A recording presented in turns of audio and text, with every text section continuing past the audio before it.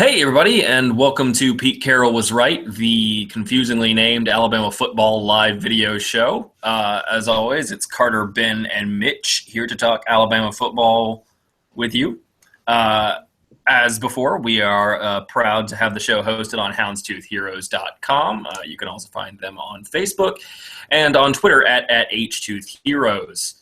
So this week we're coming off an interesting game against Arkansas, and then the biggest edition of the third Saturday in October in quite some time.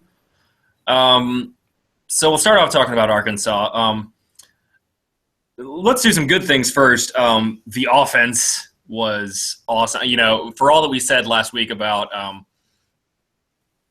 don't take the Kentucky game as an indicator of what this offense is. Well, not to toot our own horn here, but we were right. They ran every which way all over the Hogs and had an opportunistic passing game. It was just they were just good. Really good. They were only on the field for 51 plays, so that was not ideal, but they were very good on offense. Is really the best way of summarizing it. Yeah, I mean, you roll up over 500 yards. You had a pretty good day. I think the place to start is with the offensive line. Probably their best all-around game of the season. Ole Miss being – I think this was probably a little bit better performance than Ole Miss because there were some pass pro issues against Ole Miss maybe, even though the offensive line was great in run blocking against them. But really they were almost flawless against Arkansas. Yeah.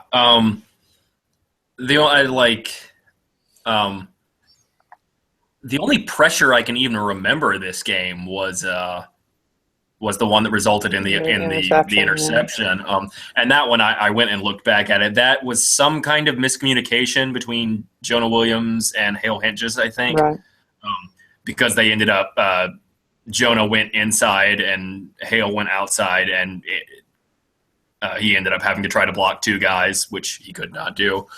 But other than that, they were really solid across the line. And when Shank Taylor went down, which was I completely missed it. I think a lot of people did because he didn't. They didn't. He didn't go down on the field or anything like that. And I think Saban said this week that they didn't know when it was. Happened.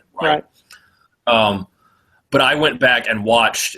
So Cotton came in on the last series of the first half and then played the whole second half. And he wasn't dominant, but he didn't.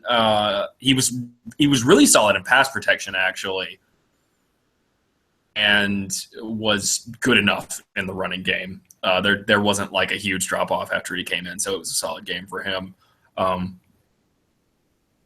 If you want to talk about the offensive line, I think the story, though, is Cam, who just had an absolute monster of a game. Is really having, people have complained a lot about the false starts this year, which, is obnoxious. But, in terms of his actual play, Cam has had a fantastic year. He's really having the bounce-back season we all kind of hoped for after having sort of an injury-plagued sophomore slump last year. Yeah, no, absolutely. He's so. I guess the two plays that really stand out are the plays on the screen passes, when he's just so good at getting upfield and leading the way on those screens for Harris. There were two of them. One of them was the long touchdown, and that was such a particularly impressive play because, instead of just letting the guy pass him, the defensive end, he lets him go and then throws him and then gets upfield and throws a big block to Spring Damien. So. But, it was a less dramatic. You remember Cyrus Kwanjo used to do that move where he would let a guy pull up beside him and then pivot and just knock him to the ground. Yeah. It was a less extreme version of that, but it was a really nice move. And Cam's really done that his whole career. He's always been extremely athletic, and you just think back to the Sugar Bowl against Ohio State. Yep. When they were running the ball so well in the first half, and they had a couple times they were just running these sort of student body left plays with Derrick Henry, and Cam was just out there the whole time, just destroying people. I distinctly remember a play he had like that against Wisconsin in the season opener last season too. So that's something he has excelled, like that. Making blocks in space on screens and outside runs is something Cam's always done really well, and he did it a ton in this game. It was really, really impressive. Absolutely. Mitch, was there an offensive lineman besides Cam you were particularly impressed with? I mean, I thought Jonah had another pretty great game. Did he end up special or offensive player that one of the I think so, players yeah. of the week? So Cam was. Okay. I think Jonah might have been too as well. I'm not 100% sure. But Yeah. But those two ends continue to really be the strength of this offensive line. Jonah has been exceptional. I can't believe. And actually, just before we got on air, I saw a quote from Saban from the radio show, which I guess is going on right now. Yeah, it is. Where he said that he's just amazed how well some of these freshmen have played. And I mean, Jonah's been great. Like Jonah maybe has been better through the first half of his freshman season than Cam was through the first half of his freshman season. I would absolutely agree with that. And that is pretty incredible, really. I mean, I just can't say enough about the work that he's done. Do we think he moves to left tackle next year when Cam's gone? That's what I was wondering. Or do you think today. Well, I guess it depends on who they think they would have otherwise, but right. Yeah, I'm not sure. Does Corn Kervin have another year of eligibility? Because I don't think so. I think he's a redshirt senior. Because he seems to be the number one backup tackle right now.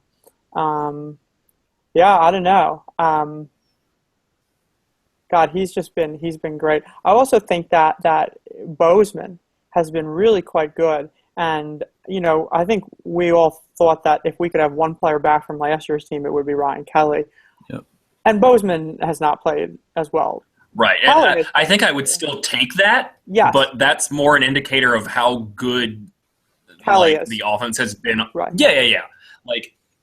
So I was actually thinking about that earlier. Like we had the discussion kind of before the season, and we were naming various guys. At this point, for the offense, I said Ryan Kelly at the time, I think, and I would say that now. But it's like everyone else has played so well that it's just like, well, Ryan Kelly was so good that you take him over Bozeman just because. But it's not like.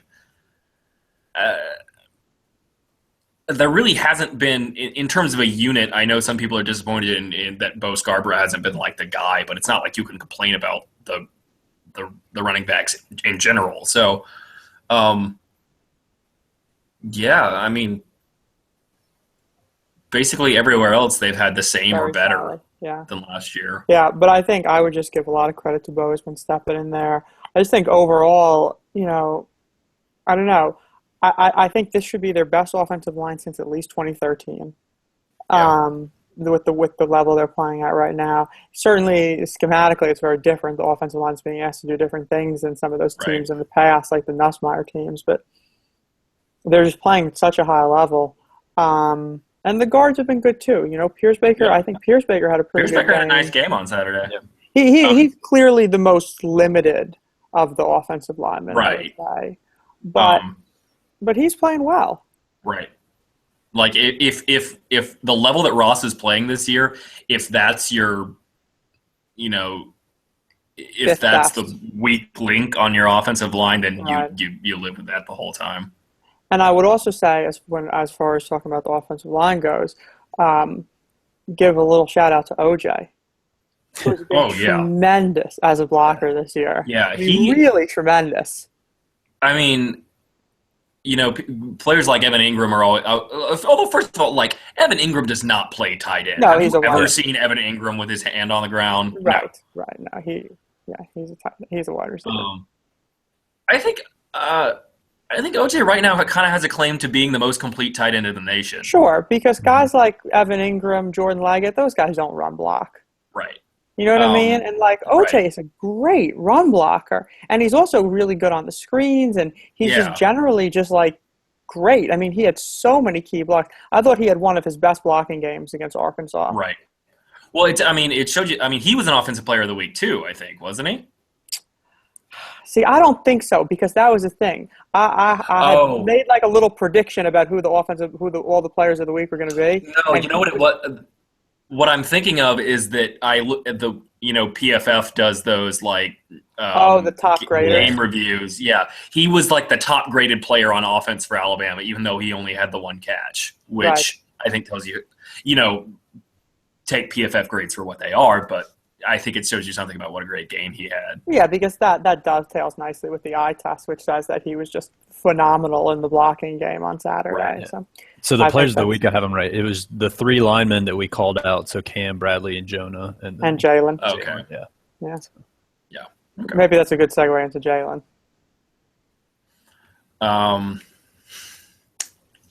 Jalen's pretty good. I mean, like he still has room to improve. You could still see. Well, we talked about the the play to OJ, which we will talk about more because I think it was one of Ben's happiest moments.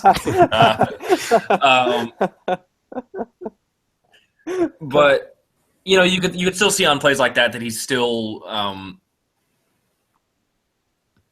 he's still underthrowing and not getting it off the ball and not getting the ball out on time. Although the timing was really more evident, like on the deep throw across the middle to Arjarius and the yes, yeah, a later throw down the seam. Yeah, right. But the kid is really good. He's really, really good. He's really, really good. Yeah. The two touchdowns were great to start the game. Especially, Lane loves that little QB keep sweep to the right when Damian leads the way. They ran that at least a couple times against USC, and they ran it against Ole Miss, and then they run it for the two touchdowns against Arkansas. So we had one of the biggest topics of conversation last year on this podcast, as far as looking for ways that Alabama can improve, was scoring more touchdowns in goal-to-go situations. We talk a lot about different things that they can do that they haven't done in order to try to be more effective in those situations. Because really last year, Jake was not comfortable throwing the ball in that territory, and you can only line up and just pound Derek so many times. So, it wasn't that they were like awful in those situations, but you weren't getting the amount of touchdowns that you would have necessarily won. But this year, clearly the difference maker is Jalen's legs, because he changes the numbers game, first of all, and second of all, you can rely less on the pass and still run the ball, but be more diverse in the running game where it can still be effective even with the field so condensed. Right. So they didn't run him a ton against Arkansas, which is good, because to save the hits, he really didn't take that many hits. But he was very effective, He was very effective in his limited amount of times running the ball. So more of the same, I guess, from him in that area. Yeah. And continue to, even though the timing is still an issue, I thought he continued to look better as a passer. He made some really nice throws. Were there any throws we liked in particular? There was a third down to Arjarius when he kind of stood tall in the pocket and made a nice throw. That was kind of early in the game. Yeah. I thought Calvin's touch. I mean, I know it was kind of an easy throw, but the one to Calvin. Yeah. I mean, he was wide. Yeah, no, I mean, absolutely. I mean, and there's another goal-to-go situation. That was such a beautiful play too, bringing Dieter late in motion and then doing the little rub play. And Dieter ran that so perfectly, where it was a beautiful rub route, disrupting the defender without actually making contact with the defender, and it was just easy. And I love bringing him in motion late like that. So it sort of takes the defensive back by surprise even more. It's really, really nice design and execution there on that touchdown. So we had that one. Yeah, no, go ahead. I'm sorry. Oh, yeah. I was going to say that dovetails in play design and execution dovetails nicely into, I think we could talk about the OJ play, which, exactly last week we were saying it would be awesome for this team to get to the point where they're really punishing teams up the seams, using RPOs or even just the threat of the quarterback run and stuff like that. And then I'm sure you can break it down more completely. Yeah. But that play was so beautifully done. Well, I just want to say, we talked quite a bit about this on the show last week as far as how this offense can continue to evolve. And we drew some comparisons with what Clemson does with Jordan Leggett as far as getting him down the seam off run action. And Carter made the point that, one of the most important and effective parts of these types of offenses is the way they put linebackers in these run-pass conflicts when they can't be right. No matter what they do, they can't be right. They are always going to be wrong. And when the running game is such a threat, especially with the quarterback, because it changes the numbers game, you put the defense in a situation where there's so much room behind the line between the linebackers and the safeties. Now, the pass to OJ was our favorite one. That was off inverted via action. OJ sold he looked like he was coming down for a crackback, and he sold it so nicely before releasing upfield. And it was just, there's so many free yards available through the air when you're running the sort of offense that Alabama's running, and your ground game is so effective. It's just about calling the right plays and executing those plays, and that was just a perfect example. They had another one to Forrestall up the seam later off a run. That I don't know if that was off an option run action, but it was just off regular run action. And then the Ardarius one we talked about. So just finding that space between the linebackers, I think, is something that we're going to continue to see Elaine work with this year, because it's just real easy throws for Jalen, and the guys are just wide open. Now, Carter touched on it before. Jalen still needs to improve his timing here. He's still late with the ball. It's like one of the most difficult things for a young quarterback is to make anticipatory throws, because you want to see the guy open when you pull the trigger rather than pulling the trigger before he's open, anticipating him coming open. When the passing windows are as big as they were against Arkansas, it doesn't matter. But they might not be that way in every single game they play this year, right? Yeah. So I mean, you think about think about how often we made the point last year that Jake Coker wasn't good at making anticipatory throws. So people have found that to complain about for Jalen. But it's not something that's easy for even more experienced college quarterbacks to do. So I've seen a couple of rumblings of people who would be like, why hasn't he gotten that down? Well, he's 6 games into his college career. That's why he hasn't gotten it down yet. Yeah. And I think also it's probably worth mentioning that during the week-to-week practice, I mean, it's always about kind of the next game. It's not as much about personal development, I don't think. I think it might be worth, if I remember right, one of Jake's better games was the Michigan State game, coming off of that, month-long I don't know, break, where I think, those breaks are much about personal development. And I'm sure that was one of the things they focus on with Jake. So, I mean, we may not see much improvement during this season until at least maybe bowl prep. So I wouldn't be surprised to see. So I know that's a great point about that they, during practice weeks before games, they're focusing on the game. They're not necessarily working on, fundamentals and, improving your overall game. Yeah. I know they work on fundamentals during the bye week. Okay. You would hope to see some improvement from you. Yeah. Maybe that's a time when you could expect to see a bigger jump from Jalen. And then they also, I know during the first several bowl practices, they go back to fundamentals before they start installing the game plan. So that's a good point that maybe if you're looking for a time when, when are we going to see a big jump from him, the bye week and bowl prep are the two times to look for that, I think. But still say that he's just continuing to get better just with more reps over the course of this season. So. Yeah, no, I agree. I and expecting him to start to make anticipatory throws at this point in his career is too ambitious. But I guess the one thing that you still want to see is him getting the ball out on time to his first read. Right. The throw to Forrestall up the seam. I can't be 100% sure, but I'm pretty sure that was the primary, that Forrestall was the primary on that play. Yeah.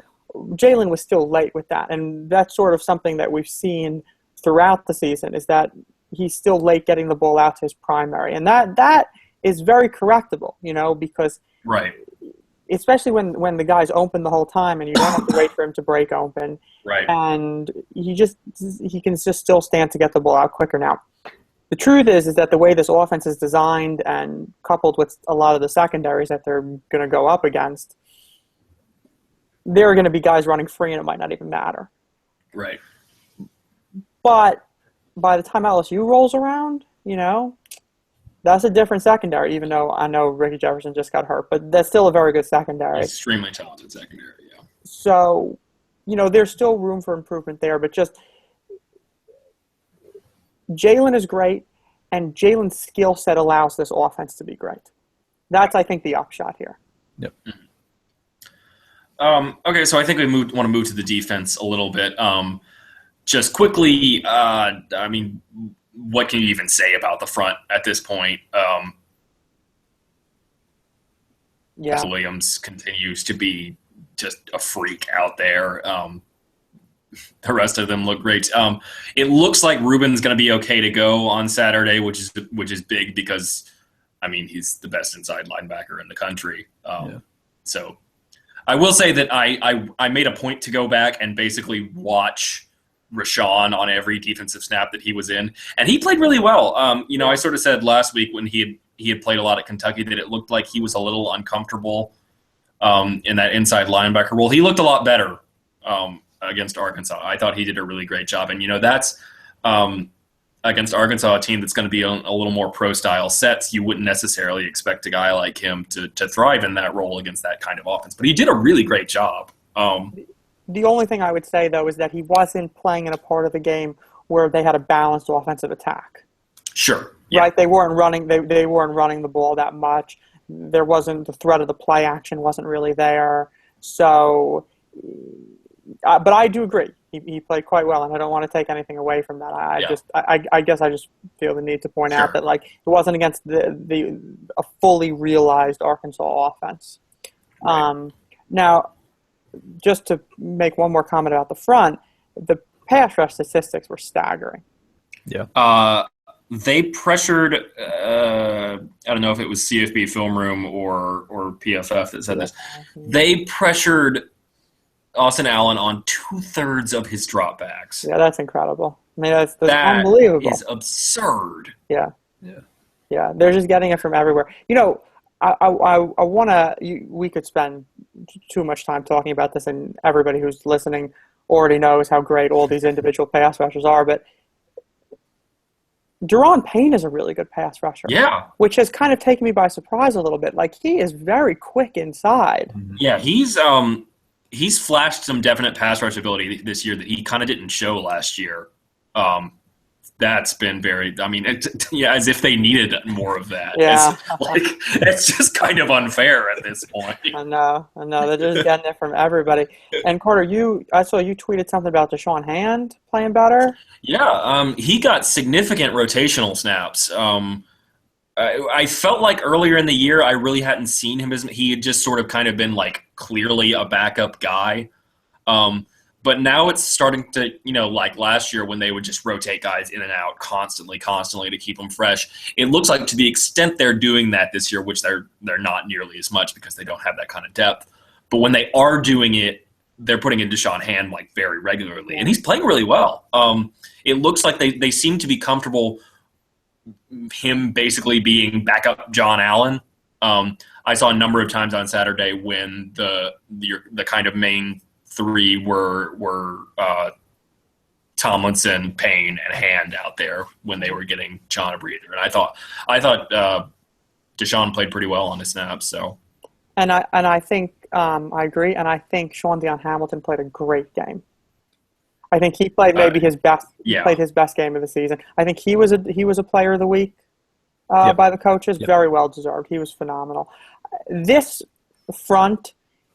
Maybe not as deep as last year's, but better than last year's. I feel very comfortable saying that. Yeah, they are when the top guys are on the field, they're better than unbelievable. they were last year. Yeah, they're sure. unbelievable. There's so many plays being made behind the line of scrimmage. That's what's just staggering to me. It's not just holding up at the point of attack. It's constantly breaching gaps, constantly affecting the ball carrier behind the line, constantly getting to the quarterback. It's just unbelievable. It's like every play. Yeah. Now, an issue with the front that we saw against Arkansas, and this is only really going to be an issue against teams like Arkansas who are only going to play with 2 wide receivers. So as far as what's left on the schedule, that's probably just LSU. But they have an issue here with these linebackers and coverage, because when it's Tim Williams, and now I do want to say Tim Williams, clearly they're very comfortable playing him on standard downs because him and Ryan both started at those outside linebacker positions on Saturday, which to me was very interesting. And very well deserved, because Tim is evolving into a complete linebacker. Right. But neither one of those guys is much against the pass. I think Tim did have maybe a couple okay plays. There was a screen where Tim dropped back into coverage, and it was one that ended up being a fairly big play, but it was Arkansas executed the play really well. So they ended up with 2 offensive linemen out there blocking in front of the running back, and Tim did he almost made the play, but the offensive lineman got just enough of him to keep him from making the tackle. He didn't really have enough coverage snaps to make a judgment other than that. I think Tim has the potential. Because his athleticism, yeah. He did have a pass deflection, didn't he? When he dropped back into coverage and read Austin Allen's eyes, yeah. But Ryan Anderson can't cover. No, they can't. And Arkansas knows that, and they found a way by walking the tight end out there to isolate him in coverage. So that's going to be something that LSU is going to try in a few weeks. Yeah. I'm not going to spend time previewing the LSU game right now, but it's just worth mentioning, though, I guess, that this is a little bit of a flaw as far as how certain teams can exploit the front. It's not going to be an issue against spread teams, so it's nothing to worry about this week or against A&M or anything, but there is a potential issue there. Yeah. And so the elephant, in the room is the secondary. So I want to get up front and say that we're not going to try to sugarcoat it too much. They played bad on Saturday. They are better than that. They need to play better than that. They are capable of playing better than that. They just on Saturday. Right. There are a couple of things that I want to point out that are somewhat mitigating factors. The first of all is, like I said before, the Alabama offense was only on the field for 51 plays. And if you're out there, they were out there basically the entire second half. And Arkansas was throwing the ball the entire time. And as plenty of people have said, Austin Allen is a very good and very accurate quarterback and throws. I would also like to point out that 116 of his 400 passing yards came on the last 2 drives, one of which was the last touchdown drive, which Alabama had the starting secondary still in, but the front was all backups that drive, and they were just getting no pressure on Allen with entirely backups in there. And then they got an additional long 40 yards. Right at the end of the game when Saban freaked out. Yeah. So, that's less than – yes, less than 300 yards is not necessarily a great milestone, but when the game was actually even somewhat competitive it's not like they gave up 1 million yards. I think somebody tweeted something at you that about Arkansas's passer. I don't remember what statistic it was, but passing success rate or something. Their passing success rate was something like 36%, which this guy said was Arkansas's lowest success rate of the year and right at Alabama's season average. I don't know what metrics he's using for that. I'm assuming the success rate is the metric, which is 40% of the yards you need on first down, half the yards you need on second or third down, or on second down, and all of the yards you need on third or fourth down. I'm assuming that that's the metric used, and I can't vouch for the season averages or anything like that, but Austin Allen completed just over 50% of his passes, right? He threw a lot of incompletions. Yeah. So, it stands to reason that very well could be true. The bus always bothered me. There was Yes. that 3rd and 19 when it was 14-0, and Alabama really had a chance to take complete control of the game in the first half, and he hit that little corner route, which was just a complete bust. And then the Right. touchdown on that drive to the tight end was a complete bust. So those are frustrating. You would hope that that's something that they can rectify. Guys are also just giving up receptions. Ronnie continues to give up some receptions. And I know people are very concerned now about Marlon, who after the preseason and very early season hype, I guess, he hasn't been bad. Yeah, he's just not been kind of the dominant lockdown corner that we kind of expected him to be. And some of it to me almost seems like just bad luck. Like, yeah, you can make all you want about a corner having ball skills and making a play on the ball and stuff like that. But it just seems like there have been so many times when he's been in perfect position covering a guy and the quarterback's made a great throw and he's gotten his hand in there and the receiver has just come away with it. It just seems like if you're in position like that and you get your hand in there, a reasonable amount of those times, you're going to knock the ball out. Yeah, right. And right. It just seems like that's not happening for whatever reason. And maybe it's something that he's not doing that he needs to be doing. But he's made a lot of plays where it looks to me like, if you sort of freeze framed it right when the ball gets there, I'd be like, oh yeah, that's going to be a pass breakup. And then the guy makes the catch. Yeah, I agree with that. I don't want to be an apologist for him, but it does seem like guys have made an inordinate number or inordinate high percentage of contested catches against him. But look. Speaking of Arkansas tight ends, Hunter Henry just made a touchdown catch against the Broncos. How about that? Here's a problem. Here's a problem for all those years. But I guess the one thing that I would say. We were expecting some 2012 D. Milner stuff. Maybe that's our fault for being too bullish on him. Yeah. He doesn't seem to quite be that kind of player. I mean, D was the best corner in the country. So I don't know. I don't really know what to make of Marlon. I do think that some of it's bad luck. I also think, though, that he's just not playing at the level that I anticipated him to be playing at. I expected him to look so good that teams would be avoiding him. Right. Same. And I'm certainly not saying that he's just he's the best corner in the country we had kind of been hoping for, and that it's just been all bad luck and stuff. He hasn't played up to our expectations, but right. Yeah, Mitch, what do you make of him in the secondary as a whole? Yeah, I guess my thoughts are this kind of Arkansas offense would have been the bread and butter offense for a Nick Saban defense to go against in the past. And I almost wonder how, if the Nick Saban defense and the offense that they go against in practices every day has evolved so much that these offenses kind of become an issue now. That's interesting. I mean, they dealt with the running plays well, though. You know what I mean? Yeah. But it was like Ryan Anderson kind of didn't know where to line up when he was in coverage. Yeah, that was kind of a mess. We had so many busts on. They weren't even difficult route combinations. Right, there wasn't even that many receivers in the pattern. Saban had an interesting comment earlier this week. I forget whether it was on the coach's conference call or one of his press conferences or something. But I want to say I read that he said something about that they were really good when they were pattern matching on Saturday, but that they had busts in regular man and regular zone. Yeah. I mean, I'm just talking about cats, which is interesting. Right.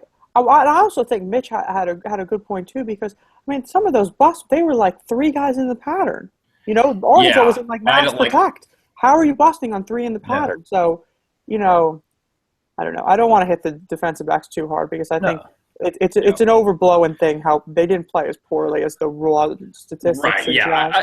I think that's the ultimate point that needs to be made is that they were bad, but they were not as bad as. I'm still. Yeah. I still think. I will say that I noticed so that last touchdown drive that Arkansas had when it was the backups in the front and then 3 starters in the secondary. Tony Brown got a fair amount of playing time. He was at Star, right? He was at Star, and then he may have played Money some. Okay. Okay. But he was definitely in there. He was like at the I know, line of scrimmage the whole time. yes. There were some times when I think like he definitely played Star some, but then I swear there was at least one play where I saw him and Minka out there at the same time, which suggests to me that I was watching a 30-minute version of the game, so it was cutting out all of the in between. So I couldn't. It's hard to get looks at alignment when you do that, but a couple plays where he and Minka were on the field at the same time, which suggested to me that that he was playing money. What I guess the better question is, what do we make of the secondary going forward as far as expectations? Apparently they held this DB's only meeting the other day, and clearly, some of the tweets from the players after the game, I think Marlon and Eddie had some very negative tweets about how they played individually and how the secondary played as a whole. Clearly there is a feeling among the defensive backs that they need to play better, which is undeniably a good thing. Right. So I guess the question is, what do we see going forward for them? Because clearly we're very satisfied with all other areas on the defense. Yeah. I would expect I don't think what you saw against Arkansas is what you will see going forward. And the good news is that even though they play some tough teams with good, they won't play that is as accurate downfield as either Chad Kelly or Austin Allen for the rest of the season, basically. I mean, think about the quarterbacks. Josh Dobbs is not that. Josh Dobbs is a dangerous player in a lot of ways, but he's not that guy. Trevor Knight is definitely not that guy, although he has some really good receivers, and they're going to win some 50-50 balls. Danny Etling is not that guy. I'm not even going to talk about Mississippi State or Sean White, who the hell else, but Sean White is not that guy. The earliest they could face a guy that can throw like that downfield would be in the playoff. Yeah. No, I agree with that. But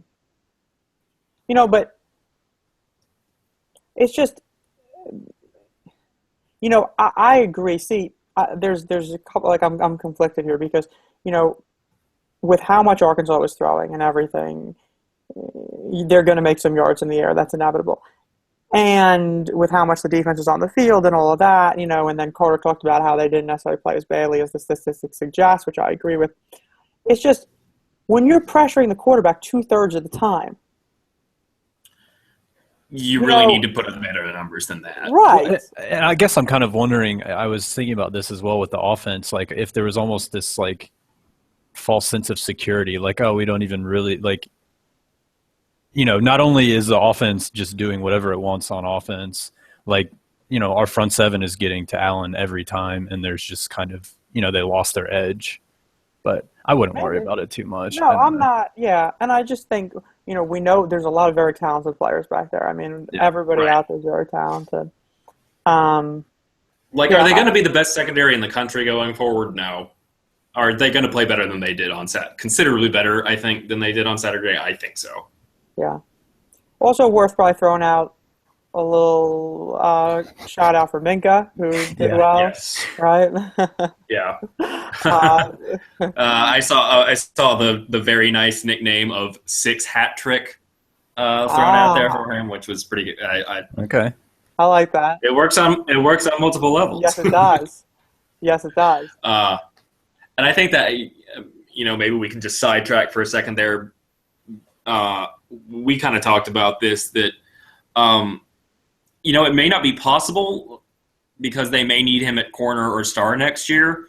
But I think, Ben, you and I both agreed that Minka could be really successful if they went the Eddie Jackson route with him and transitioned him to free safety, because he is so good and so dynamic when he's able to kind of play facing forward and read the quarterback. He excels at that. Yeah, no, that's most of his picks have come like that.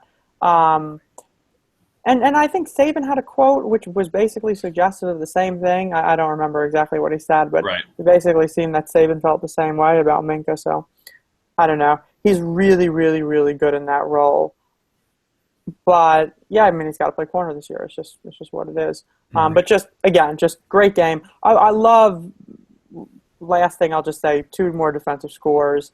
I love how the linebackers got the other guys off their backs. Yeah. Oh, there, Deshaun Hand too with the strip there, right? He was the one that forced that fumble. So Yep. I would just say that I love how the defense they treat themselves as a unit as if they're a scoring threat. You know what I mean? Like Minka intercepts the ball 5 yards deep in the end zone, and Eddie's waving for him to come out, and it's just like, they're trying to score. It's like what the Baltimore Ravens used to be with like Ed Reed and everybody. The second they turn you over, they're not just thinking like, oh, we got a turnover. They're thinking about, we want to score when we're out there. Yeah. Again, we've talked ad nauseum. And now ESPN is so used to it. Did you see when Minka made, I don't remember if it was the first or second pick, but the graphic messed up and they started to give Alabama a touchdown after he made the pick. That's awesome. I missed that. But yeah, no, I mean, it's just they seem to score every time they get their hands on the ball. And, we've talked a lot about 2011 LSU, but it's just, as far as like their playmaking ability as a defense, That's really impressive. They just make plays and they score points, and hopefully they can extend the streak this week. Yeah. Okay, so speaking of this week, Tennessee.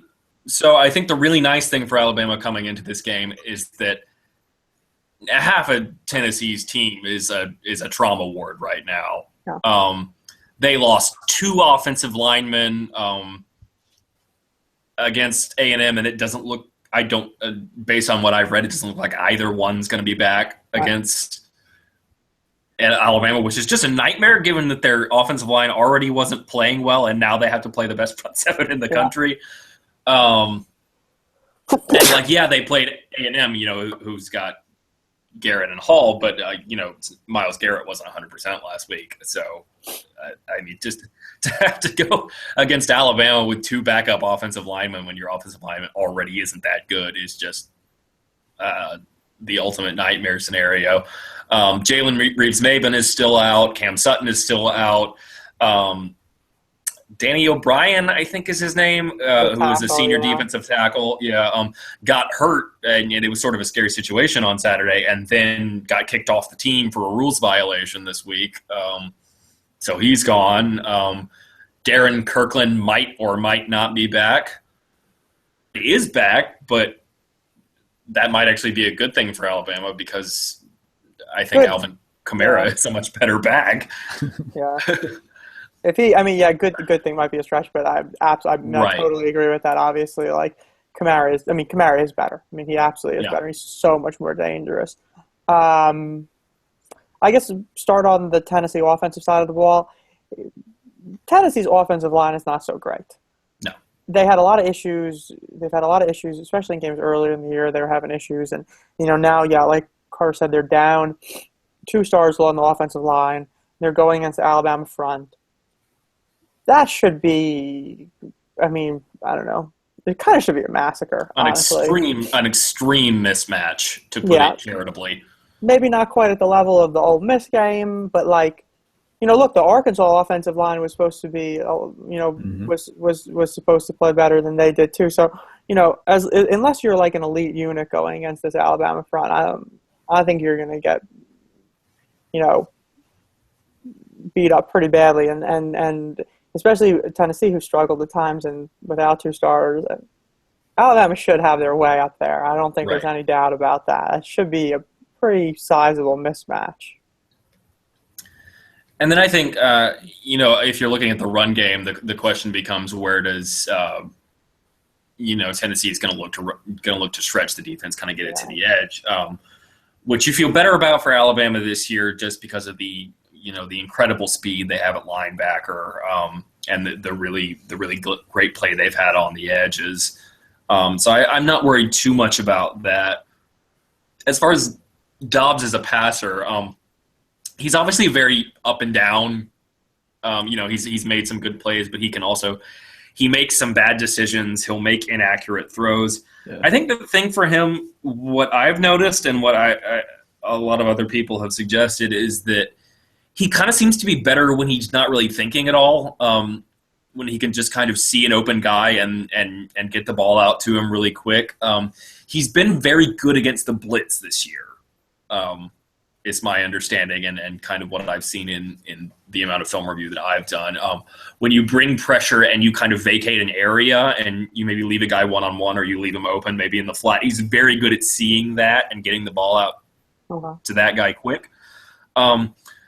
So I think if I'm Jeremy Pruitt and Nick Saban, at least at first, I think the strategy for me would be to not really blitz a whole lot, to kind of keep guys back in coverage and see if you can get pressure with the front four and either try to hope those guys can get home against Tennessee's bad and also wounded offensive line, and that even if you don't get there, that if you're sitting there, if you're making Dobbs sit in the pocket and kind of go through his reads, that he'll make a bad decision or a bad throw doing that, which he's done a fair amount.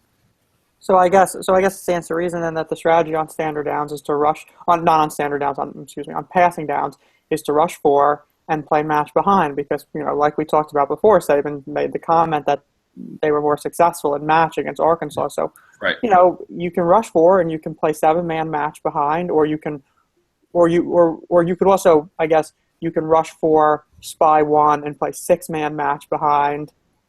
I would expect we will see both Rashawn. Well, Ruben probably also. We'll see a number of guys in the spy role on Saturday. I think they'll use Ruben, Rashawn, and maybe even Tim in that role sometimes. Rashawn is so good in that role. I love Rashawn in that role because he spies, but then when he sees an opportunity, he attacks. He doesn't just sort of sit back and play it passively. He sits back, and then when he goes after the quarterback. And I'd like to see Ruben, doing the same thing. Yeah. So, I think on passing downs, that's the simpler the better sometimes against these teams, right? Right. So, match 7, match 6, something like that, and then just let your guys play, really. Right. The more interesting, and of course, not blitzing and only rushing 4 with this Alabama pass rush is, not such a bad thing, I think. Right. I think we think that. We like our chances rushing 4 guys to get to Dobbs pretty consistently. It will be, important, though, to stay in your lanes more this week, right? I mean, sure, this is the first true dual-threat quarterback they've really faced this year. And, the last time they faced a true dual-threat quarterback was Deshaun Watson, national championship last year. And more often than they should, they got out of their lanes and they let him make plays with his feet. So, they have to do that. But in general, I really do trust the rush. Right. You have to. I mean, there's just so many great players. And I think passing downs, the simpler strategy, is probably the better one in this game. Mm-hmm. Now, on standard downs, that's sort of a bit more interesting, right? The running game is really good. Yes. Dobbs is a really good runner. Like, he really is a tremendous runner, and he's fast. He's strong. He makes good decisions in the option game. It's a real challenge, and the backs are really good. Alvin Kamara is like an excellent player. He's really, really good, and Hurd is very solid, I would say. It's a real true 3-headed monster that is like very challenging, right? Mm-hmm. Yeah. Would you say someone asked me this week, when they're in the option run game, so in the past, Alabama's strategy a lot on like zone read type plays has been to force the give, or rather force the inside run. Right. If it's inverted veer, you force the keep. Which would be the give on zone read and the keep on inverted veer. Would you say they would? My instinct would be to sort of continue that, because when you try to slow play it or attack the mesh point, you run the risk of a guy like Dobbs is usually gonna make a good decision. And I saw him do this a number of times against A&M when they tried to do something like that.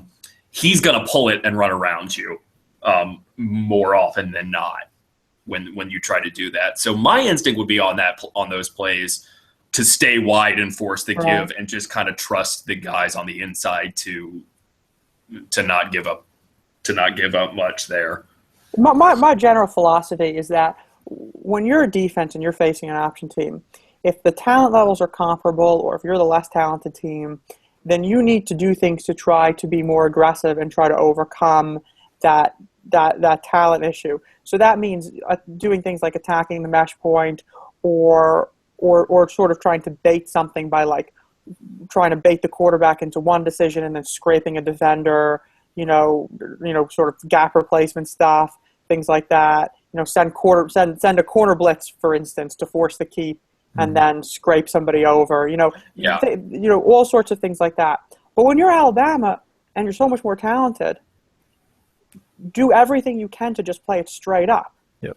So if you put on zone read, right? Well, how do you play the zone read straight up? Well, you put on the force call, force the give inside, and then you just trust your talent to outplay their talent inside and make a play. Force the game to be force the game and the run actions to be as straight up as possible. With that being said, though, Alabama plays it passively in one sense against option teams by usually just trying to force the ball back inside and letting their guys make plays. But we saw last year against Tennessee, against Clemson, they do play the numbers game, though. Saban and Pruitt very much understand the fact that the quarterback adds a number to the run game, and you need to do something to sort of balance that out. So Alabama's going to do some things. They love to blitz Minka from the field, playing that star position. They do that all the time. They did that so many times against Tennessee last year. They probably blitzed him in the first quarter from the field, 8 or 9 times. So you're going to see a lot of different ways. Carter's point was don't blitz on passing downs, I think. Don't blitz to try to impact Dobbs, and I agree with that. But they are going to blitz to try to impact the run blitz is absolutely, They're gonna run blitz a lot. They love the run blitz. They love to bring Minka from the field. They love to bring a safety down and have him come in off the edge. And they really love those inside linebacker blitzes with both Reuben and Sean Dion Hamilton. Yeah. So I think you're going to see a lot of that to try to even out the run game. And I think in the run game. And when Rashawn is out there, I would expect to see him do that too, because he's so fast out there that's an area that he can really excel in. Yeah, with any normal roster, I would say that Rashawn should get some playing time on standard downs in this game because of his athleticism. But assuming Reuben can go, and I guess we'll talk about how important Reuben is in a second, but with how good Reuben is and how good Sean Dion Hamilton is, they just shouldn't play Rashawn on standard downs just because those two guys are so great. Right. And it's funny, and not even so much with any roster, but like if you would ask me before the season, in a situation like that, knowing that Rashawn's going to be a guy at inside linebacker, I would have said, play him on standard downs against a team like Tennessee. Right. But Sean Dion has just so shattered my expectations this year in terms of how well he's played that, I would have been saying against a team like this that he, that going to be like Nico Johnson and CJ Mosley in 2012. It's going to be like, against a spread team, it's going to be Rashaan Evans. But right. That's what I thought too. Yeah. But Hamilton has absolutely earned, any time they have two inside linebackers, he deserves to be on the field because he's just been phenomenal. He's playing so fast, which I did not expect from how he had looked earlier last year. Now speaking, I completely agree. Speaking of the inside linebackers, I wanted to run something by you guys because I was thinking about this the other day in lieu of Reuben's injury. Is he the most important player on the defense?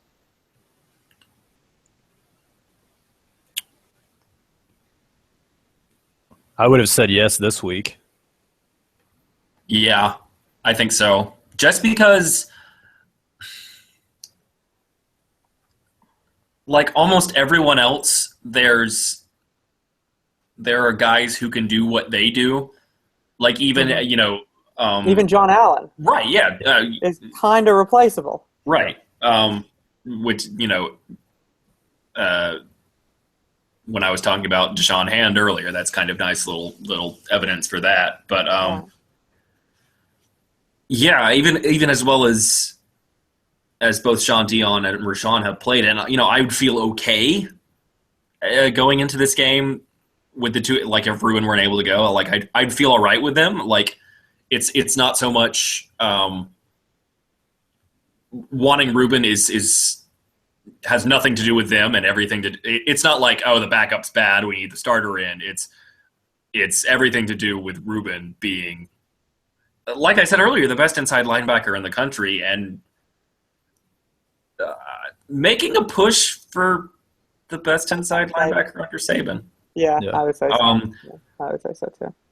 I don't think there's ever been a guy just with the speed and power that he had. He's so fast. He's easily the best coverage guy that they've had since CJ, and he's better against the run than CJ was. He's better as his sort of traditional middle linebacker than CJ, which was not a given. Like we wondered last year if he was going to be able to do that, and despite losing 15 pounds, he has. He has, absolutely. I mean, I just we've thrown praise on him plenty this year, but I really can't say enough about how if he doesn't win the damn Butkus Award, it's a travesty. Yeah, he should.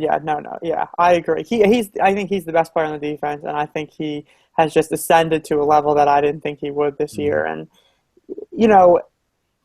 Mitch's point is good too, because even if you don't consider Ruben overall the most important player on the defense, there's no question that with what Tennessee does in the run game, he is the most important player for this game. Making sure guys are getting also, as far as being the defensive captain and making sure guys are getting lined up correctly. Right. And also just making plays against the option. Ruben is the perfect inside linebacker to defend option plays because of his speed and athleticism. So they really do need him out there. I mean, if you were going to pick one, like a type of player that, if you're going to play a team like Tennessee, and next week if you're going to play a team like A&M, right? Who is the guy you need the most against a team like that? A speedy, dominant, coverage-capable inside linebacker might be at the top of your list. And he fills a role so perfectly for them against teams like this. So, yeah. I think they're going to play well defensively this week on the whole. I really do. Tennessee's going to get their points. Tennessee might be in the 20s, I think. I don't think Tennessee but I really do think, though, that for the most part they're going to have a number of very good series. And I think they're going to force Tennessee into mistakes. Because Dobbs really is mistake prone. I mean, he has thrown a number of picks this year, right? And he threw a rather awful pick to end last game against A&M, and and he's going to be under so much pressure. Yeah. Look, there are times when Tennessee just looks incompetent. Yep. They in every game that they've played this year, there's been times when the offense looked just incompetent. So it stands to reason that there's going to be long stretches on Saturday where they're going to look pretty incompetent based on who they are as an offense and who Alabama is as a defense. Yeah. So, I feel pretty good about that side of the ball. I don't expect them to hold them under to single digits or something, but they should be able to. Let me put it this way: if they go down 21 points against Alabama, it's over. Yeah. They're not coming back. Alabama ain't blowing no 21 point You can say all the shit you want about pixie dust and, whatever bullcrap you want about the comebacks they've made. They're not doing that again. That is not happening against Alabama. And they're not doing it against Alabama. You don't do that. About Alabama's offense, I really think, we haven't discussed this side of the ball yet, but the injuries and I think Alabama's going to run the ball at will. I really think they're going to get 250 rush yards, and based on the success of that, they're going to have plays to be made in the passing game. I think Alabama's going to score a ton in this game, and I just as this week has gone on, I have gotten steadily more confident about this game, and the reason is I think Alabama's going to score a lot, and I don't think Tennessee can keep up. Well, that now there's an interesting question. Now you guys, I saw you guys texting earlier. So somebody made a comment about that this would be good for Tennessee if it was a shootout or something. Yeah. So Feinbaum had a guy on today who I never even heard of him before, but supposedly he works for ESPN and he is a college football insider. I have no idea what that means. I have never seen or heard of this guy before. And he apparently has stumbled onto the idea that so if you go back 9 shootouts, which they have defined as a game in which both teams score more than 24 points. Those dating back to the 2013 season, Alabama is 5-4 in those games. So that apparently is the secret to beating Alabama. That's a very predictive sample size. And also note that last week's game against Arkansas was a shootout. Like it was a back and forth. That just That's a ridiculous statistic, obviously. So this guy was apparently saying, I didn't watch it. This is just based on the stuff that Feinbaum tweeted. Apparently this guy said that Tennessee should hope for a shootout. The worst idea. Yeah. Absolutely the opposite. Tennessee needs to hope that Alabama comes out there and it's just their offense, the crowd noise gets to them and they don't play well and they're making mistakes and they're fumbling and they don't score a lot of points. If Alabama scores, I think if they score 30 points, they win this game, and I think they're going to score a lot more than 30 points. Yeah, so do I. If Ole Miss couldn't win a shootout against Alabama, I don't see why Tennessee is going to win a shootout against Alabama. Yeah. Now I really do think that they're going to run the ball at will. I think you need to be a whole lot better up front than they are to impact the Alabama run game. And I think that, with what Alabama can do with the quarterback in the run game, hopefully that'll allow them to neutralize Barnett a little bit. Yep. You can option him, you can run away from him, you can run at him. And I think that with how good the bonus bigs are, you can work some double OJ maybe coming over next to the tackle, so that could be successful too, hopefully. I texted you guys this earlier today. I do think they'll run all over them, but I'm also tempted, if I'm Alabama, maybe try to stretch the field vertically early in this game. Yes. That's something that they haven't done yet. Tennessee's obviously expecting Alabama, playing on the road, take the air out of the football a little bit, put together some drives here, but why not use the threat of the run game? Use the threat of the run game to allow you to open up the field vertically early on, and let's get Jalen comfortable right away. Against Ole Miss, he wasn't, he was having some issues in the first half. I think you can maybe avoid those issues in another hostile road atmosphere if you can maybe find some ways to get him comfortable early in the game, and there's going to be a lot of room to hit some shots down the field early in this game. 20 plus yards down the field is not usually high percentage, but I think that Alabama can create some very high percentage opportunities that far down the field on Saturday. And something else I want to see is I want to see him play with tempo. I mean, I want to see him just try and run as many plays as they can. Yep. Until, if it gets to a point where it's 28, they get a big enough lead, then maybe you start worrying about controlling the game and slowing it down a little bit. But until you reach that point, I think you just try and wear out that defense with tempo, because that's an area where injuries, not only do their injuries take out their best guys, but it also makes them thinner, limits their depth, right? Yeah, right. And I think the announcers made a good point too. I think on Saturday, I think Jalen is getting better at getting this team to the line more quickly. Yeah. There were some struggles with that earlier in the season, but when you think back to like 2014 and all the issues they had with Blake sometimes with that and all the penalties that they took, I think Jalen and Jake last year, right, they still had plenty of times last year where they would try to get to the line and they'd be out of formation or something like that. But Jalen's been a lot better at that. Yeah, so hopefully, I agree. I would love to see tempo. I would love to see Alabama just come out. I really think that they can come out in the first quarter and put a lot of points up on the board, just like they did against Arkansas. And, I don't know. There just seems to be so many matchups on that side of the ball that they can take advantage of, especially with the linebacking core so banged up. When you look at Reeves Maven out, and then you look at Kirkland banged up, whether he plays or not. We talked before about stressing those linebackers in those run-pass conflicts. It seems to be the perfect matchup for them to do that. Yep. Oh, yeah, absolutely. So, and with all respect to Colton Jumper. Yeah. If you're putting him in, if they can put him in conflict, a guy like that, who's like a former walk-on, and yes, he's made all these tackles, but I'll take him, out of position trying to catch O.J. Right. Howard up the seam or try to make a one-on-one tackle against Josh Jacobs every time. Yeah. Yep. Yeah, and and I think that also sort of Mitch made a point about how banged up Tennessee is at this point. They're also at the end of a really brutal 4-game stretch. I mean, really brutal, where every game has been extremely emotional and extremely hard fought, and down to the wire and all of that. And they've got injuries and they're tired, and Alabama's pretty fresh. I mean, they're fresh and they're healthy, and I think you're looking at, remember last year, Tennessee coming off the bye, Alabama at the end of kind of a brutal 4-game stretch, and we think that was one of the factors that allowed Tennessee to really give Alabama a run in that game. Well, Turned. the tables are turned, and when you're already the more talented team to begin with. Yeah.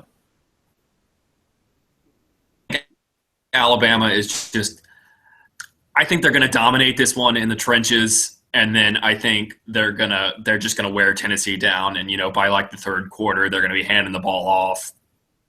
They're going to be – they can go full Oregon. They can run up to the line. They can inside zone read, and it'll get 15 yards, and they can run up to the line and run inside zone read out of the exact same formation and get them 12 yards, and they can just take Tennessee's just hit them and run out, just wear them down. And by the fourth quarter, with the limited depth they have right now, Alabama's going to be dominating them. I think Alabama should cover. Yeah. I'm absolutely taking Alabama to cover this game. It opened at 8, which was low, and now it's up to like 13. I still think Alabama covers. I think Alabama wins by multiple scores. I think that equation changes a little bit if Reuben can't go for whatever reason. Because I do think that will allow Tennessee to put a fair amount of more points on the board, especially maybe early in the game, when Alabama, is getting used to is trying to get their footing playing without Reuben. What do we make of the fact that? Oh, go ahead. Sorry. Having played basically a whole half with him without him against Arkansas would hopefully help against that. But I really do think he plays. Yeah. He was in a black jersey. Look at the practice reports from today, but he was in a black jersey yesterday, but being at full speed. So I would, and Wednesday has sort of traditionally been the day, that determines if guys are going to go or not. So I would not expect to see Shank Taylor on Saturday, but I would expect to see Reuben. Do we have practice reports from today, just out of curiosity? I'm sure we do. I haven't looked. Looking right now. I don't know. I would like to see that, maybe. I really would be surprised. It just doesn't seem like a kind of game that Reuben Foster's going to miss. No. But I would be interested to see if we practice today. I was going to ask you guys one more thing, too, about it.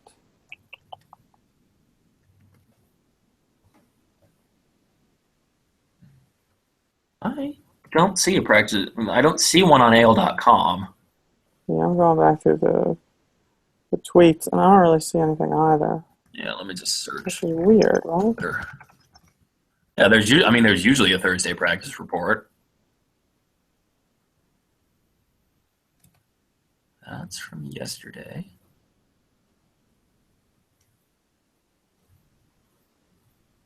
Yeah, all the ones I see are from yesterday, which is kind of odd, but... That is weird. Well, you can rest assured that they practiced today. Yeah. Okay, well, whatever. But at this point, I would expect to see Reuben. Yeah. What do we make of their slow starts, Tennessee's? Is that just like coincidence, or is there like a reason for that? Because it's happening like every game, right? Yeah. I mean, like, is that like instructive now in some way, because it's happened so frequently with such like remarkable consistency? I mean, every game they start slow. It doesn't matter who they play. Right, and I don't know, because that happened when that's happened to Alabama really consistently. I have no insight as to what causes that. Right. some kind of lack of mental focus, but I don't know what tends to result in that. So I just really dangerous to sort of rely on that and expect them to come out slow, but like it would not shock me if that happened again. No, I would say that definitely if you looked at the scoreboard against A&M, it looks like they started slow, but they were moving the ball really well, and then just That's true. That's true. on every drive. Yeah, So not that we can talk about the predictability of fumbles going forward, but like at least against A&M, I actually didn't think that was as much of an issue as just they just fumbled a lot. Yeah, and they gave A&M some short fields. As far as the predictive value of fumbles, I think it might be fair to say that you can predict that they will put the ball. I mean, they had the most fumbles in the country going into that game. Yeah. And then they fumbled it 6 more times against A&M. Who are the guys that are really fumbling? Like, are there particular players that are fumbling a lot? Kamara's fumbled 3 times on punt returns. Oh, my God. Okay. Just balls popping out all over the place. And it's always on plays where they've gotten like a big chunk of yardage and they're trying to fight for that extra yardage, and somebody just comes out of nowhere and knocks the ball out. Important, though, that Alabama does not, the defenders don't try to rely too heavily on that and always just try to tackle the ball, make the right play here and let the fumbles happen sort of organically rather than creating opportunities for Tennessee to force missed tackles. Because the one thing about Alabama, they don't miss any tackles. No. Right? They don't miss any tackles. Well, that stat that kept going around that what was it? A&M missed 31 tackles against Tennessee on Saturday, and Alabama's missed 24 all season. Yeah. And I think Alabama's really good at that, at not like tackling the ball necessarily, like at not trying to go for the strip every time. Except against the quarterback, yeah. Yeah, because they're so good. Every time a ball carrier gets free or somebody has an opportunity to just stop them in a way and slow them down, and then somebody else will come in and try and rip it out. I mean, anytime there's an opportunity for that, they'll try. They do a good job of going for fumbles but being safe about doing it. Right. Exactly. Right. They're not gambling a lot, I guess. Yeah. The other thing I really like about this game is that if Alabama plays poorly in one area one week, they tend to not repeat that. I think we've seen that quite a bit, over the last handful of years. So it's like I just have a hard time believing that the defensive backs are going to have 2 straight poor games. Yeah. And I think that if the defensive go ahead. Well, I was just going to say, if the defensive backs play well, they can't lose, right? Yeah. I don't think good enough of is to get a lot of yards through I think he'll need to be a great passer for them to win this game. I don't think, or he'll need to have a great game throwing the ball for them to win this game. And I just don't think that he can do that if the secondary plays well.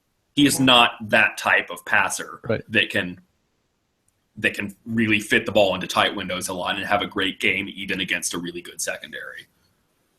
And they'll probably have a little bit of success on the ground, right? I mean, they'll have a little bit, but go ahead, Mitch. I'm sorry. I was just going to say, and they don't have receivers across the board. I mean, Juwan Jennings is a good player, but they don't have receivers across the board that are going to go up and make plays the way that you would kind of need a team to, like Ole Miss has had the last 2 years, or right. They don't. They're going to try to get Pcwr the ball in the pass game, I guess. Yep. Yes. So he's going to get his catches. The biggest key there probably is to tackle. Yep. That's where make tackles in space, and that's what A&M didn't do the whole game. They didn't do that. So keep those 5-yard gains as 5-yard gains. Don't let those 5-yard gains become 35-yard gains. So, but these are all things that Alabama's good at. I mean, they're good at tackling. You know what I mean? And I don't know. It's hard. It's very hard for me to imagine a pathway toward a Tennessee victory. Mm-hmm. I mean, you can imagine the circumstances where a lot of things go wrong for Alabama that they win, but under any reasonable expectations, it's going to be, how does Tennessee win? How about this? How does Tennessee win? I think for it to happen, it's going to have to be one of those games that has have kind of been the story of a lot of Alabama's losses in recent years. Tennessee's just going to have to make a whole lot of plays outside the X's and O's. And Alabama needs to make mistakes, like they did for most of like what they did in the first half against Ole Miss. They need to keep making mistakes and shooting unforced errors. I mean, they had so many damn unforced errors against Ole Miss. So that's the thing. So there, you want a big key for Alabama. Limit the unforced errors. That's always a key, but especially for Alabama, because that seems like one of the only things that holds them back sometimes is those things, those mistakes that they just do onto themselves without the other team really contributing in any way. Play mistake free. If Alabama does not make those unforced errors, they can't lose. Yeah. If Alabama wins the turnover battle, there you go, turnover battle too. They will not only. I expect they will not only win the game, but win it going away. I think they can win even if they don't win the turnover battle. Sure. Yeah. But if it's like 3-2, if Alabama gives the ball away 3 times and gets it twice, I don't think that is enough. 3 scores for Tennessee on those turnovers. Right. I don't think that's enough of a deficit to overcome the other advantages Alabama has in this game. I was feeling pretty gumpy yesterday, and I tweeted something about wanting this team to go down as one of the greatest college football teams of all time. Now, but I'm going to own that. You know what I mean? I'm going to own that, because I think that this is a real special team in a way that even past Alabama championship teams haven't been, as far as what they can do to you offensively, and then the things that they do to you defensively in terms of winning the line of scrimmage and affecting the passer on such an absurd rate. Yeah. The havoc they create on defense is, there have been Alabama defense in the past that are better at not giving up points and yards, I guess. But I've never seen an Alabama defense that makes plays like this.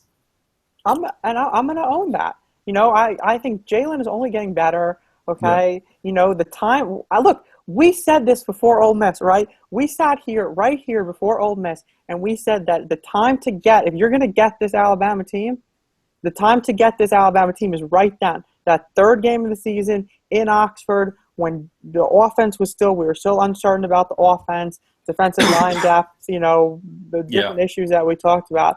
That I really believe that was the time to get them. Okay. Yeah.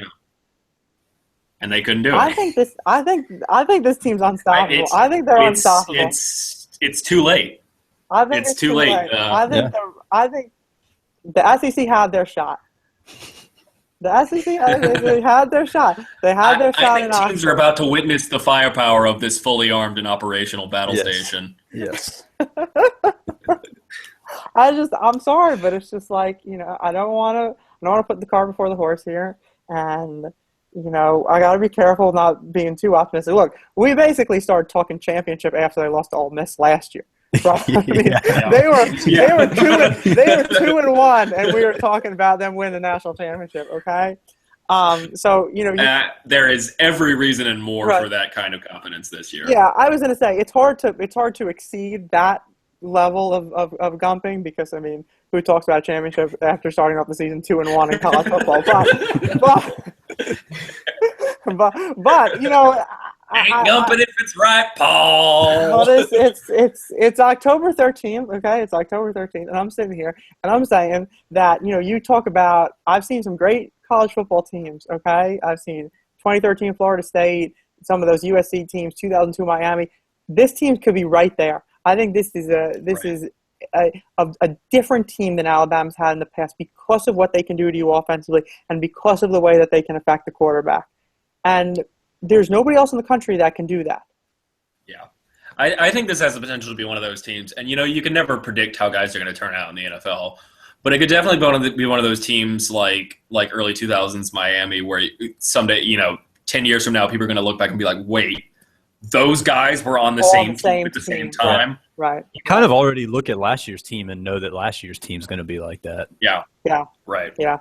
I really am very excited to see where this team goes. I think they're going to win. I think they're going to win on Saturday. I think they're going to win by a lot on Saturday. I really do. I guess since we do this now, score Score predictions. prediction? Magic number or straight up score prediction? I'm gonna say 45-21. God, mine was 45-20. Yeah, I like that range. I'll give him another. I'll give him an extra touchdown. I'll give him like 45-27 or something. And, that is really like, God, Tennessee, this is on the road, and Tennessee is a top 10 team. So you know what? I'll say this.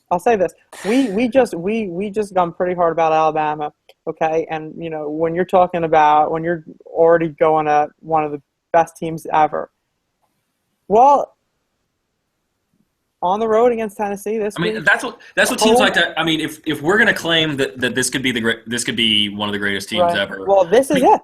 That's what teams like that do. If you're going to say here, this is one of the best teams ever, what you do is you go on the road to a top 10 team and you blow them out in their house. Right. That's right. You don't just win. Now I'm not going to be sitting here next week and crying about a game because I'm not going to be that Alabama fan who, when they win by 7, I talk about like some of those fans after Ole Miss where it's like, God, this is the worst performance ever, and I can't bear to like rewatch this game. We're not going to be those people. A win is a win is a win, and all that matters today. It's college football is survive and advance. Each week is survive and advance, but within the context of talking about how great this team is beyond just results and wins and losses.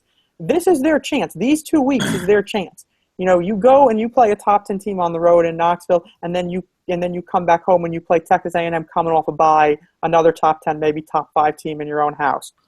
Win those games and win them convincingly, and they're going to, validate all that talk, I think.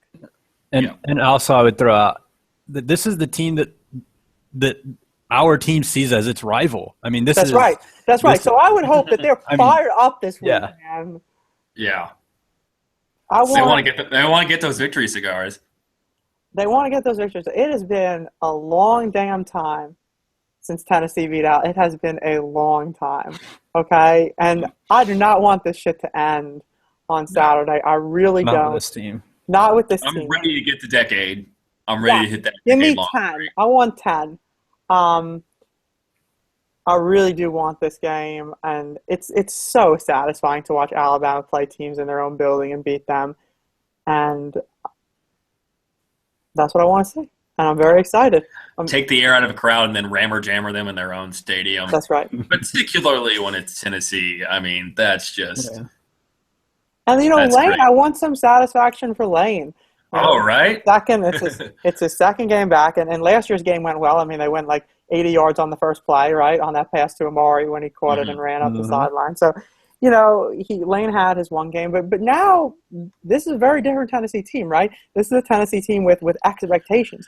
And the one thing we didn't touch on, Tennessee, even if they lose this game, they're probably going to win the SEC East and they're probably going to go to Atlanta. But having lost last week, they're playing for their title hopes. Mm-hmm.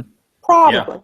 Possible that an 11-2 SEC champ could get into the playoff, yes, but not the most likely thing. So Tennessee, there's some dreams to be crushed on Saturday, is I guess what I'm trying to say. Yeah. This is a Tennessee team with expectations. This is a Tennessee team still thinking national championship. So time to kill those dreams, I think. And I want Lane to be the guy that does it when he puts satisfying. Up. Yeah. So satisfying. I want to see Lane throwing it up on the sidelines. I always want to see that. That's my favorite thing in the entire world. But even when they don't, even on like 2-yard running plays, I want to see Lane throw it up. I want to see Lane. I want to see Alabama up 28 points at the end of the game, and Lane is calling knees, and he's still throwing it up. What, knees? We're not calling knees. Yeah, that's right. I want some. I know Carter's gonna hate this, but I want some 2007 New England Patriots shit. Some Bill Belichick run off the scoreboard. These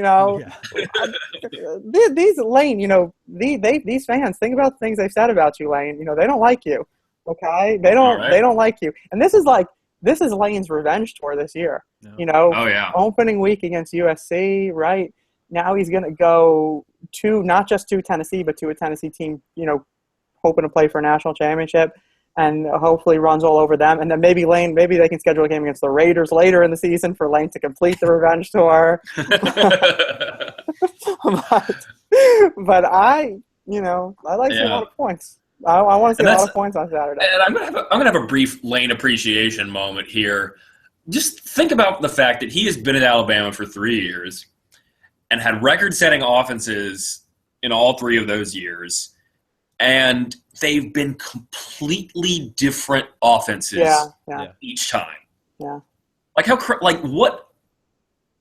what an incredible offensive play caller and designer he is to have created these 3 offenses that are so different.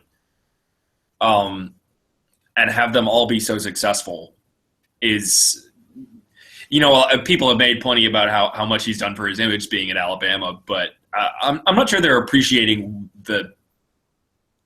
how good of a job he's done, because it's really been spectacular. Yeah, I think it's great. And I mean, look, last year you have offense. Now, it wasn't just like line up with a whole bunch of big bodies like Stanford and just put it down their throat. Clearly, Lane did a lot of window dressing, but at the end of the day, it was run Derek up the middle 40 times a game. And you think about where they were last year with that offense and now where they're here with, in terms of how he's diversified the offense. He figures out what kind of team he has. He figures out his strengths. He figures out his weaknesses, and he crafts the offense around that. It's very important as an offensive coordinator, especially in college football, when your team changes so much year to year. Yeah. If you have just a very rigid system, and no matter who your players are, you try to plug them into that system and make that system work, that's a recipe for failure. But Lane, he has this system where he keeps some of the same principles and general principles year to year, but it's very malleable in a whole lot of ways. So he really adapts well to the personnel, and I think there's a lot to be said for that. Yeah. You guys know that I could talk about Lane for sure. A whole show. You're ready for Lane to replace Saban. In that vein, we might better wrap up now, and then we can the 3 of us can continue to sing songs of Lane's praise. Before Mitch starts campaigning for Saban to be fired tonight, and for Lane. I mean, if they don't win by 37. Well, that's true. Greatest team of all time. If Saban can't get him there, then might as well give Lane a chance. I mean, if they don't win by at least 4 touchdowns, it might be time to start thinking about the Lane ascendancy. I think so. I agree with that. And Bobby for Lane and Bobby. Yeah, bring Bobby back. Hashtag rehire Bobby Williams. Rehire Bobby. Give him his. No. In that vein, one final thing. So apparently there is a big groundswell of support for adding a 10th on the field coach. Yeah. And apparently there's a high likelihood that that's going to get passed in the meetings in April. I think it's in April when they're doing rule changes. So Bobby might be coming back on the field. Well, we already know Bobby's still on the field. He's never been off the field. He's been an off-the-field coach. Yeah. And Alabama has a whole lot of those. But that's true, though. If Alabama doesn't win at all this year, I think we know why. Yeah. It's time to out with the old and with the new, The architect of that beautiful onside kick last year, So, missed you, Bobby, but I think they're doing pretty well so far with him as off the field roles. Okay, so I think that's going to do it for this week. Hopefully after a very convincing third Saturday in October victory. Roll Tide. Roll Tide.